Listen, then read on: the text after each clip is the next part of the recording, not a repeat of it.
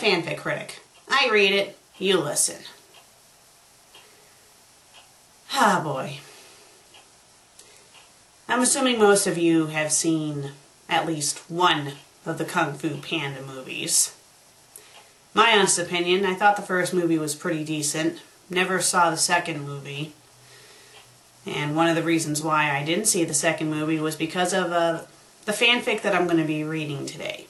You see, the fanfic that I'm reading today is a possible sequel to the movie, and it was made before the second movie came out. And let's just say I like this fanfic so much that I didn't want to see the official sequel because I just like this as a sequel. Unfortunately, the fanfic I'll be reading today is a bit too long to read in its entirety, so I'll just be reading the first chapter. The first chapter alone is over 4,000 words. So let's not waste any time. Today's fanfic is called A Different Lesson by Nieve. It's rated T, it's in English, it's drama romance, it's Tai Lung and Tigress, and it has 534 reviews. So let's get started.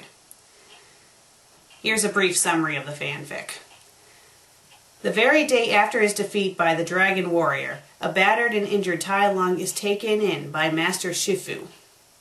Several of the five, most notably Tigress, thinks he is out of his mind, while Po has faith in his enemy. Can a father undo his past mistakes? Perhaps, if the snow leopard can be taught. A different lesson. Characters copyrighted by DreamWorks. Text copyrighted by Terrence McNamee, 2008-2009. Light. Warm and inviting as the summer day of which it was a part. Spilled down through the bars of the small latticed window to wash over the stone floor of the otherwise dismal, dimly lit cell. It wasn't actually a cell, of course, merely an unused storeroom on a lower level of the temple, but it was the best that could be mustered under the circumstances. After the room's sole occupant had single-handedly overcome all the guards, fail-safes, and cunning devices which had held him prisoner before, in the most advanced and impregnable fortress ever known, there seemed little point in quibbling over where he should be held. If he could escape from Karagam, he could escape from anywhere, so why not hold him where an eye could be kept on him? Besides, for all the gloomy interior, the dank and grimy floor, the moss-covered walls and cobwebbed ceilings, there was one thing in this room lacked which any other in the Jade Palace.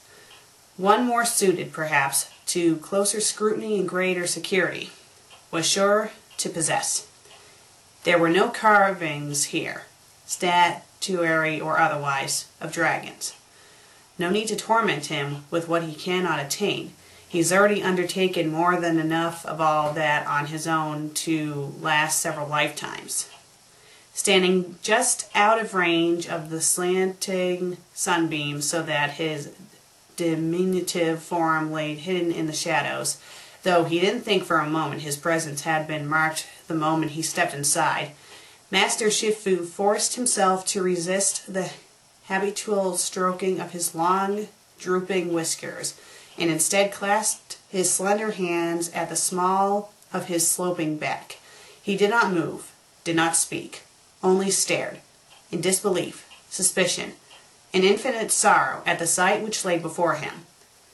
In the exact center of the chamber, so that the rays of sun slanted across the stones in front of him, but also did not touch more than his whiskers in passing, Tai Lung knelt just as if he were back in his solitary confinement, his arms even extended and bent as the wrists, as if he still wore the colossal manacles that had chained him in place for so long. Nothing held him here. If he wished, he could attack Shifu now, or simply rise and dart past him through the open door. But it was plain to see that he would not be going anywhere soon, had no inclination to. His massive shoulders were visibly slumped, his thick bushy tail lay listily on the floor, his claws were sheathed, leaving his paws upturned in an incongruous image of supplication. And while his rosette-studded fur remained ragged from his battle with Po, blood and dirt and sweat matting it in clumps and snarls, and a certain dazed cast still hung over his features, much more seemed to be at work here than mere weariness or lingering shell shock. This was not the student he had once trained, nor was it the implacable foe who, just yesterday, had nearly ended his life in the temple above. Shifu was not even certain who this was, and he wondered if Tai Lung himself knew. The expression on his face, for all its rigidity, flatness, and refusal to give any other quarter, even in displaying the inner workings of his heart and soul, was still easily readable to Shifu, but terribly complex and conflicted. Despair, confusion, denial, anguish, self-loathing, hatred, and all above.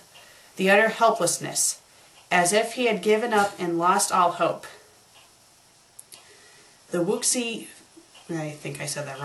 finger hold, which had ended his reign of terror, was indeed a devastating move, and in general the entire fight which had preceded it had been on a long series of crushing, humiliating defeats.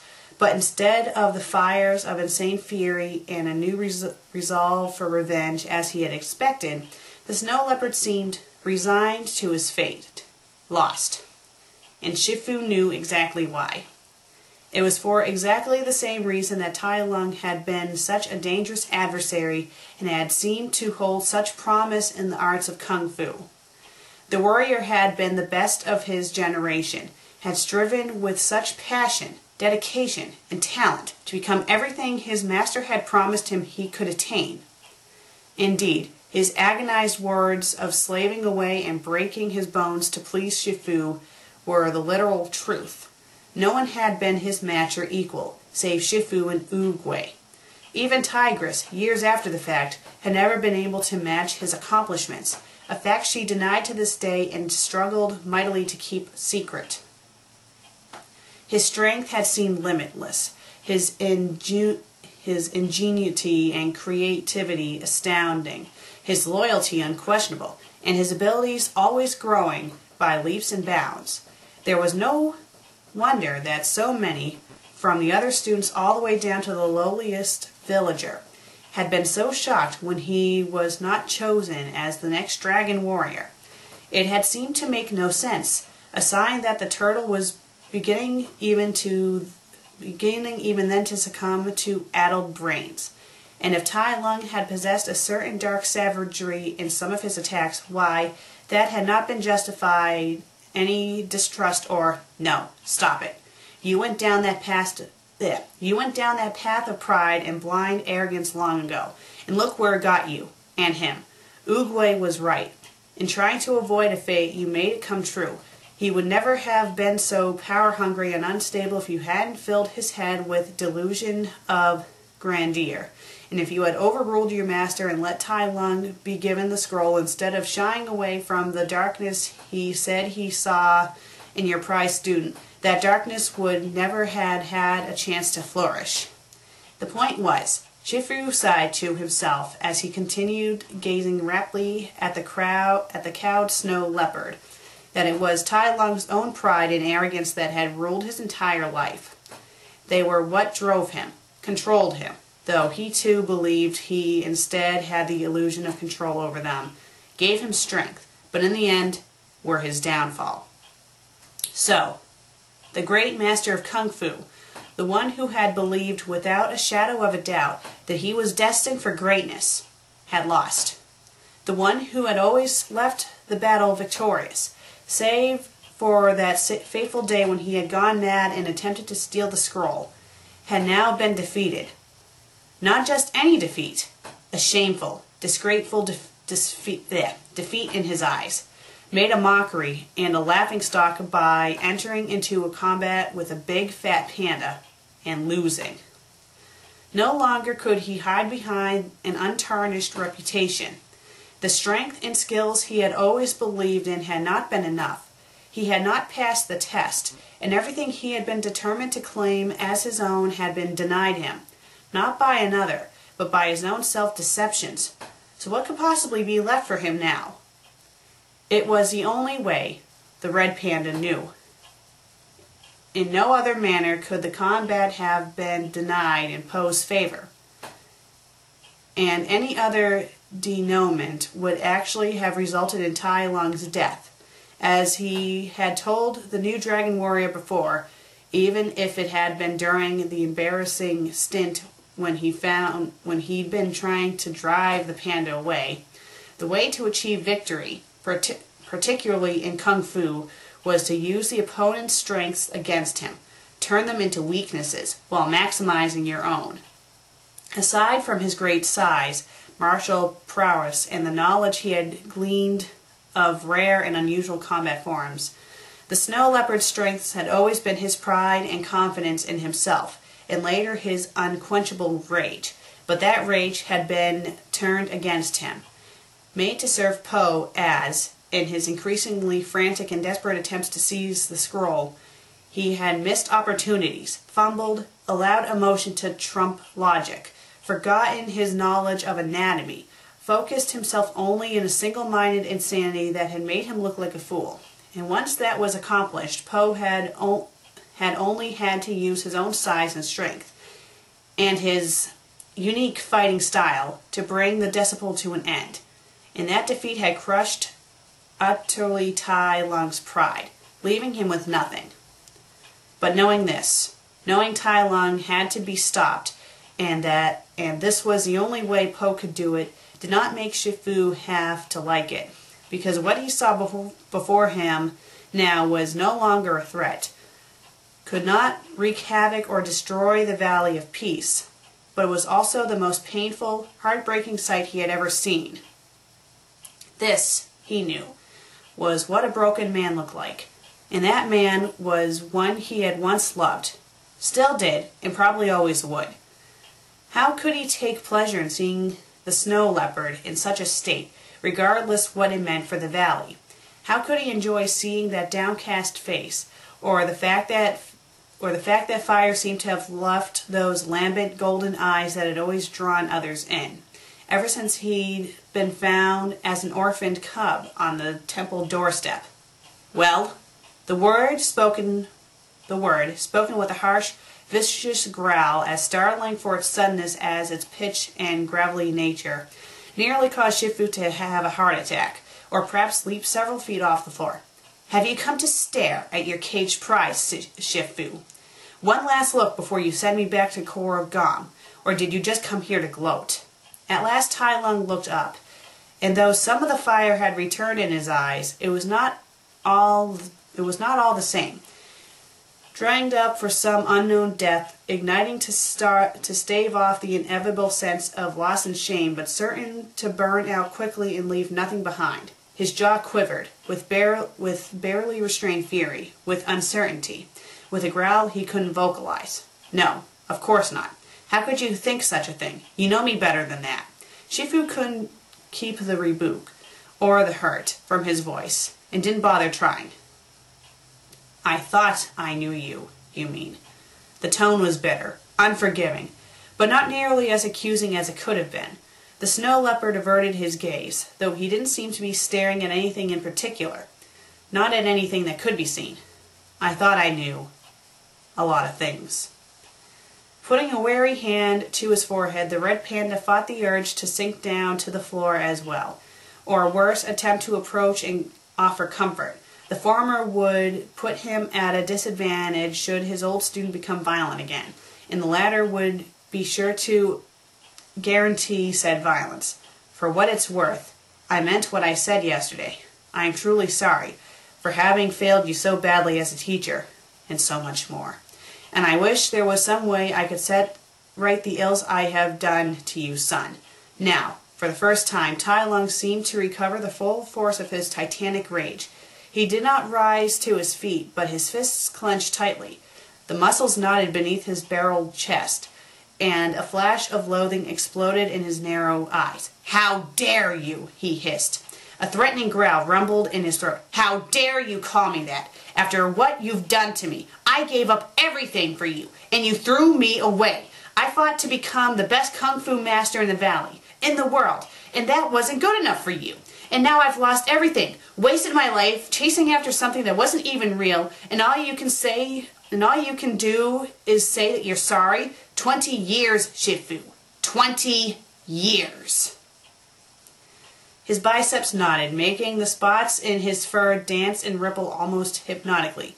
You don't deserve to call me your son. A father doesn't treat his son that way, so don't ever use that word again. Shuddering, Shifu closed his eyes and turned his face away. For what he saw in those lantern-like eyes was not just anger or resentment. It was pure, molten hatred, but also an undeniably genuine suffering. Behind his lids, memories flooded through the red panda's mind. A tiny cloth-wrapped bundle scooped up from the grass, innocent eyes blinking open sleepily before small, black padded fingers curled up around Shifu's. An adorable cub, tottering to his paws and mimicking his father's movements in the training hall, only to turn and gaze up for approval, nuzzling affectionately under the panda's chin when he received it. An older cub, bravely acting to save the lives of numerous villagers after a sudden downdraft had snapped the thread of hope and sent it plunging down into a mountain ravine. An adolescent coming to his chambers, face glowing with pride as he spoke rapidly of having bested Oogway at sparring for the first time. And nearly an adult, having grown into a colossal specimen of a warrior whose combat prowess and prodigious strength were already legendary in the valley, executing flawlessly every form and exercise in the training hall, then bowing deeply to his master. In every memory, those eyes were the same, filled with love, respect, trust, and honor. How could he have fallen so far, so fast, and I failed to see it? How could that love have turned into such hatred? But then, there is a fine line between love and hate. They are two sides of the same coin. Remembering the look in Tai Lung's eyes when he was crushing the red panda's throat, just before Oogway's staff broke, he shivered again. Yet, it didn't stop him from yearning for what was lost. And something of the sentiment seemed to echo, if only briefly, in the snow leopard's eyes now. Slowly his fists lowered and relaxed, going limp. Unknitting his brows, Tai Lung stared at him with a helplessness very unlike him, as if he were floundering in one of the great mountain rivers and could not stay afloat. Regret, pain, loss. It was all there, written on the feline's features. The moment passed, and he turned away abruptly, giving a dismissive snort. But unless Shifu missed his guess, there were tears standing in his golden eyes. You're quite right, he said at last, his voice shaking. I don't deserve to call you that anymore, but that doesn't mean my feelings for you have changed. Glancing sharply at him, the snow leopard managed a low, barking laugh. Oh, really? Is that why you're here? To come and kiss my wounds and make them all better? His laugh became a growl. It's a bit late for that, don't you think? In spite of himself, Shifu had to hold back an angry retort, take a few calming breaths, and count to 10 before he trusted himself to speak. It would do no good raising to the bait when Tai Lung so obviously wished to argue and place blame. That was not why he was here. He was here because he had lied to Po. Not that he hadn't done that before, though hopefully this would be the last time. He was not completely at inner peace, would never be until he knew once and for all that he had done all he could for the student he had failed so miserably, and that, whatever the outcome, Tai Lung would be at peace. The Wuxi finger hold had taken his will to fight, but now he needed a will to live in its place. No, Tai Lung. If there's anything I have learned in my long life, it is that it is never too late. That is why I'm here, to help you. Snorting, the snow leopard chuckled. You mean you have learned something after all? I think you've done quite enough helping. As far as I'm concerned, you can walk out that door and never come back. I am nothing now. You understand? Everything I wanted, everything I believed in, has been stripped away from me. So why don't you just let me die already? It was hard to tell whether the pain in his voice was due to the ignominious defeat, the worthlessness and self-loathing he felt, or having to admit such things aloud. Something seemed to shrivel inside Shifu, but he would not allow himself to back down. Not when he had come this far. Standing up straight, he said with as much authority as he could muster, "When you've finished whimpering like a cub, Tai Lung, perhaps you'd be interested in knowing that I'd hope to offer you a place here again." Dead silence greeted his pronouncement.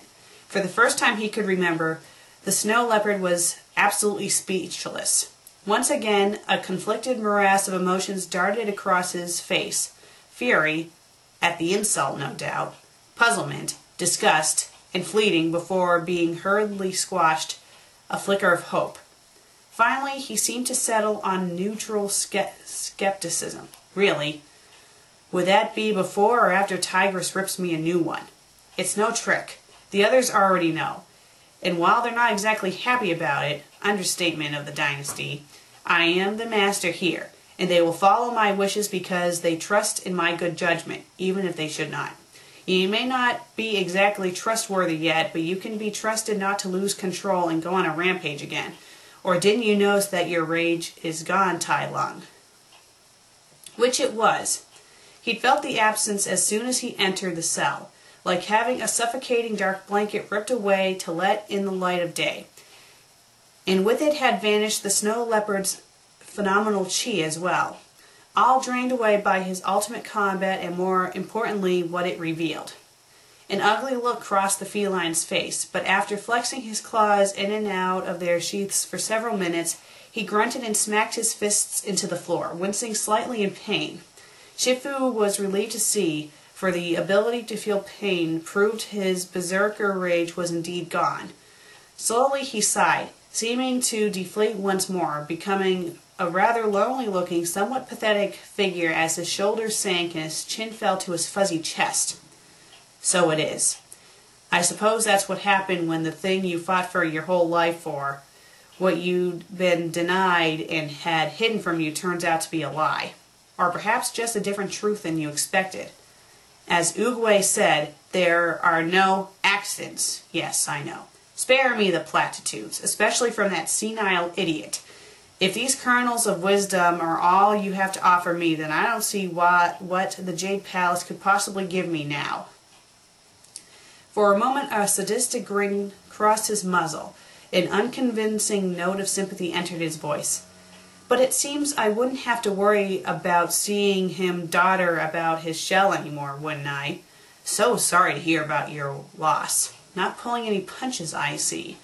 But did you really expect otherwise? And when did he ever? Maintaining a stoic, unthreatening facade, the Red Panda sighed and shook his head. Patience never was your strong suit, Tai Lung. The more things change, the more they stay the same. The simple fact of the matter is, he paused slightly, I failed in your training, and as your battle with Poe shows, there were one or two lessons you missed too. If it's all the same to you, I thought I might rectify that little oversight. Of course, you'd have to agree to certain guidelines while you're here. I'm sure you know which ones. Not killing your fellow students would be a delightful start. But maybe, just maybe, you can learn the last and best lesson I can teach you. He hated dangling the proposition before Tai Lung like that, since it smacked of manipulation, not to mention the treatment which had originally corrupted the snow leopard in the first place. But he had no choice if there was any chance whatsoever of his son being redeemed. And the suggestion seemed to have planted its seeds, since the fallen warrior could not disguise the naked hunger in his face. What those seeds might grow into remained to be seen. I only know it will not be a peach. Quit sneaking in riddles, Shifu. What do you mean, a beat? Then, not that I'm agreeing to anything. Do you really think I want to come back to a place I've outgrown in so many ways? Plus, I imagine it still smells terrible. Ha ha, I got him. And the mockery was actually a very good sign, since it was the only time in the last 20 years he could recall seeing any flash of the snow leopard's former good humor returning. That would be Monkey. I'll have a word with him. As for you, while you were not destined to be the Dragon Warrior, there may yet be something extraordinary you can do and be, if you are willing to accept my help. Again the flash of hope, this time lasting much longer before it dissolved into rejection and wrath. fingers flexing spasmodically, as if he longed to wrap them around the panda's neck. He snarled, "If this is another one of your vaunted cursed dreams, Shifu, so help me, and why should I listen to you, when you failed me so badly before? Isn't this just the way it started then, with your glorious promises puffing me up too far? You'll never know if you don't try, will you?" He smiled impishly. "And we'll just have to wait and see what develops. But what more can you teach me? You said yourself I was the strongest and most powerful student you've ever trained." In spite of himself, Tai Lung thrust out his chest proudly. "So you were. But a true Kung Fu master also knows his weaknesses." Shifu stared intently into those golden orbs as he stressed the final word. This was the key point. Everything hinged on how the snow leopard responded. At first, matters seemed hopeless. Tai Lung only swelled as if he were a dragon about to belch a roaring inferno of flame, and his face turned a very dark red under the fur. But then, gradually, his ire subsided, and as a rather comical, querulous yowl escaped his muzzle, he looked at Shifu, and in his eyes was not anger, or at least not only anger, but genuine puzzlement. "I don't have any weaknesses." Once, such a statement would have been screamed at the top of his lungs, flecked with a rabid froth, and backed up by a dazzling array of punches and kicks designed to pummel Shifu into submission, until he denied such a blatantly false accusation. But now it was more of a tentative statement, and though Tai Lung would never dare say so aloud, the Red Panda could almost hear the unspoken follow-up, "Do I?" "That is why you failed, and so did I, because we both believed that." But the matter of the snow leopard's reply had convinced him that he was on the right course, that this was one last chance to set things right, and if it took the final breath of his body, he would not rest until Tai Lung finally had the power and glory he craved. This time the right kind. "I promise. This time will be different, however. By the time I'm through with you, you're going to have a whole new place here at the temple, something neither of us could ever have imagined, if I can just figure out what that is, and how to get him here. How else can the Great Wall be besides a wall?" Tai Lung tried to look scornful and disdainful, but somehow failed. "Well, then I shall think about it, but I can't promise nothing." Naturally, moving back toward the door, for the first time believing he was safe to turn his back on his former student, he called over his shoulder, "I shall have food brought to you then." Behind him he heard Tai Lung shift, followed by a massive thud as he flopped down on the pallet that had been provided for him. For all he knew, the first time the snow leopard had moved from his kneeling position since he'd been brought here from the crater in the town square. A low mutter came back, "Just so long as it's better than that sludge fakir gave me." Smirking, Shifu stepped into the corridor and closed the door behind him. But as he paused in the hallway, a thought struck him, and he smiled wider than he had since Ogre's death. Two birds with one stone. I know just the fellow to ask. With this usual spry agility, he darted off for the kitchen. Author's note. I am a very slow writer, thanks to having a very busy life plus being something of a perfectionist. I have a backlog of quite a few chapters already written to keep my story moving, but once I've caught up on that, I'm afraid my updates will be a lot less frequent. So I hope you can bear with me on that. Much thanks to Luna, Goldsun, and Wolf Mystic for being betas for me. And thanks in advance to Luna for any brainstorming I may need to do with her in the future. Anyways, read and review. You know what? You can really tell if a fanfic is going to be good by the first chapter for most cases. And I think this fanfic, and yes, I have read more of this fanfic, is a very, very good fanfic. If you're a fan of Kung Fu Panda, and if you want to keep on reading, the link is down in the description below.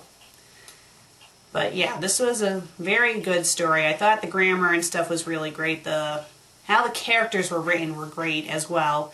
Couple of little tiny mistakes, but other than that, you know, I thought this fanfic was really good. And I do recommend that you guys check out the rest of it. Well, I'm the FanFic Critic. I read it, you listen. I think I need to get a drink. This is why I went back to one episode a week. It kind of kills my voice after a while.